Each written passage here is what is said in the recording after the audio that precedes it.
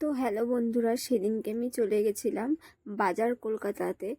তো এখানে অনেকগুলো টপের কালেকশন দেখতে পাচ্ছ। ভিডিও করছিলাম সেদিনকে, ফার্স্টে ঢুকেই সেরকম আমাকে কিছু বলেনি যে পরে গিয়ে আমি জানতে পারলাম যে ভিডিও করা যাবে না। এখন সবই শপিং মলে শুরু হয়ে গেছে, নতুন নতুন নিয়ম যে ভিডিও করা অ্যালাউ করছে না। জানি না ওরা কেন, আপনারা প্লিজ জানলে আমাকে একটু কমেন্ট বক্সে বলুন যে কেন এরা না, কেন এদেরকে দিয়ে বলায় যে শপিং মলে ভিডিও করা যাবে না। সে যাই হোক, আমি যতটুকু ভিডিও করেছি সেইটুকুই ছাড়ছি। তো এই টপগুলো আমার খুব ভালো লাগছিল, খুব কালারফুল আর ভালো লাগছিল টপগুলো। কালারগুলো মানে ক্যামেরাতেও খুব ভালো আসছিল, আর টপগুলো এত সুন্দর ছিল। মোটামুটি ওই 400-500 টাকা দামের টপ ছিল। তো সেদিনকে আমি এরকম একটা, আমার সত্যি কথা বলতে ফিগার থাকলে এই হট প্যান্টগুলো সত্যি নিয়ে নিতাম, কিন্তু সেরকম তো আমার ফিগার না, তাই জন্য আমি হট প্যান্টগুলো নিতে পারিনি। তো আমি নিয়েছিলাম কুর্তি। এখানে আমি আবার আয়েশাদিকে ডাকলাম, ভাইকে ডাকলাম, না তিনজনে মিলে একটা ফটো তুলে নিই। তারপরে আর তো ফটো তোলা হয়নি। তারপরে এই হোয়াইট কালারের শার্টটা আমার খুব ভালো লেগেছিল, এত মিষ্টি লাগছিল শার্টটা। তারপরে আমরা চলে গেলাম কুর্তির কালেকশন দেখতে। এই এটা ডান দিকে ছিল, বাদিকে।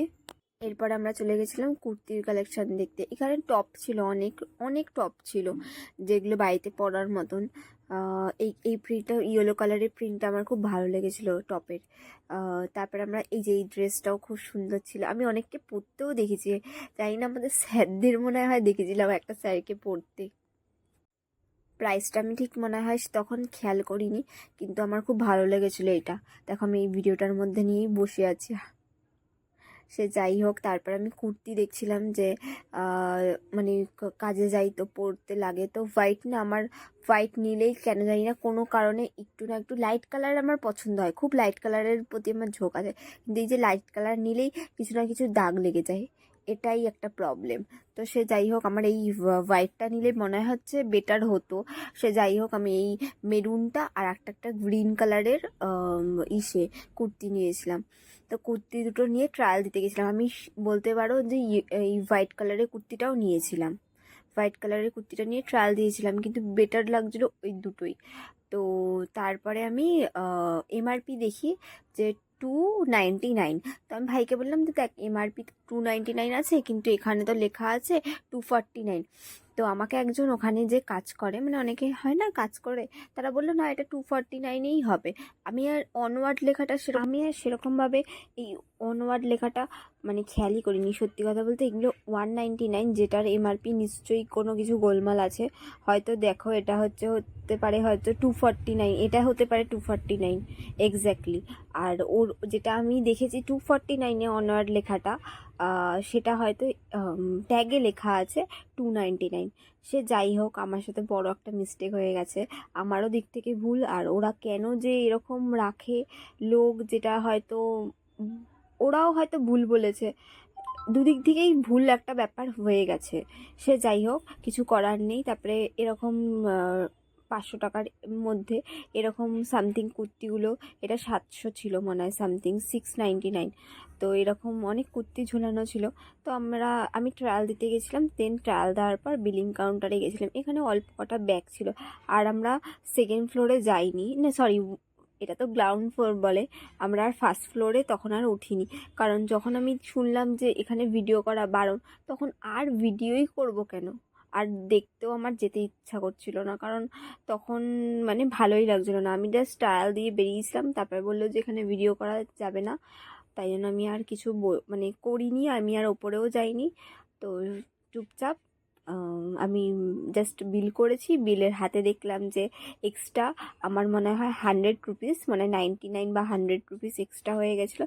সেই জন্য আমি আর কিছু না বলে আমি বেরিয়ে চলে এসেছি। আমি আর কি বলবো, কোনো মানে আমি ব্ল্যাঙ্ক। সে যাই হোক, হতে পারে, মানুষ মাত্রে ভুল, কিন্তু ওটা দুতরফাই ভুল হয়েছিল। এরপরে কোনো জায়গায় গেলে আমি কোনো জায়গায় মানে জাস্ট নর্মাল এখানে ঝুলানো আছে যে 199, 299 বা সামথিং যেই থাকুক, ট্যাগ দেখে, আমি সবাইকেই বলছি, ট্যাগ দেখে সবসময় জিনিসটা কেনা উচিত। এই লেখা আছে এখানে ডিসকাউন্ট দিচ্ছে, অনেক জিনিস হয়, অনেক শপিং মলে হয় যে এরকম হয় যে এটার ওপরে এটার ডিসকাউন্ট, কিন্তু সবসময় বেটার হবে তোমাদের যে এমআরপিটা এমআরপিটা দেখে তোমরা যে কোনো জিনিস নাও, এতটা প্রবলেম হবে না। আর বিশেষ করে তো বিলটা হাতে চলে আসলে বেটার হতো। আমার তারপরে না বাড়িতে এসে মনে পড়লো যে বিলটা তো আমি পেয়ে গেছি, জিনিসটাও পেয়ে গেছি, এটাও তো হতে পারতো যে আমি একটা কুর্তি এক্সচেঞ্জ করে নিতেও পারতাম সঙ্গে সঙ্গে, বা কিন্তু সেকেন্ড টাইম আমার নেক্সট ডে যাওয়াটা পসিবল ছিল না। কিন্তু আমার পরে না ভাবলাম যে আমি মনে হয় এক্সট্রা একটা কুর্তি, মানে একটা যে দুটো কুর্তি নিয়েছিলাম, একটা কুর্তি এক্সচেঞ্জ করলে বেটার হতো।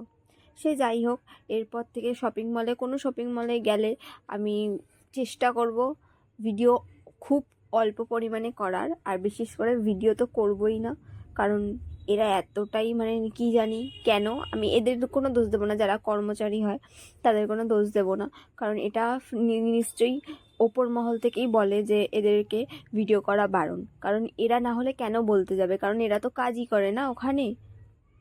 সে যাই হোক, আমি ভিডিও করব না, আমি চেষ্টা করব অন্য অন্য জিনিসের ভিডিও করার। কিন্তু আমার এই কুর্তিটা না খুব মিষ্টি লেগেছিল, কি বলবো বলো, বা এদেরকে বাজে বলবো, কিন্তু জিনিসগুলো একটা দুটো জিনিস ভালোও লেগে যায়। সেই জন্য এই যে দিদিটা বসেছিল, দেন আমি ট্রায়াল রুমে ট্রায়াল করতে গিয়ে তারপরে চলো টাটা, আর কিছু বললাম না, টাটা।